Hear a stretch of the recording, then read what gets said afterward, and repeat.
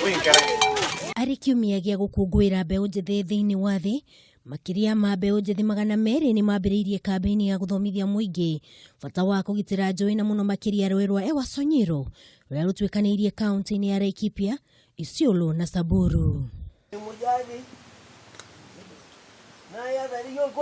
Akĩaria hĩndĩ ya kũrugũria kambĩini ĩno, mũrũgamĩrĩri wa gĩkundi kĩa Impact ũrĩa nĩ ũmwe wa aharĩrĩria a kambĩini ĩno, Mali Ole Kaunga, oigĩte wagi wa maĩ na irio cia mahiũ nĩ ũmwe wa maũndũ marĩa macũngĩrĩirie ndũgamano gatagatĩ ka ndũrĩrĩ iria cikaraga kaunti-inĩ ici na iria icũngĩrĩirie ikuũ cia andũ o ũndũ ũmwe na ũthũkangia wa indo. This river has been facing challenges,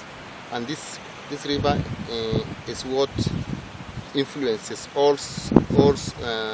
possible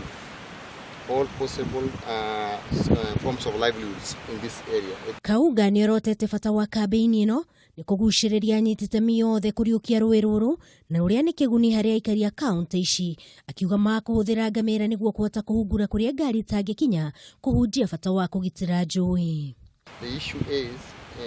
where there is water and pasture, then that's what suits a pastoralist life, which is also in another way challenging, facing a number of challenges, being brought out by a number, increasing population, shrinking pasture grounds, diminishing water resources.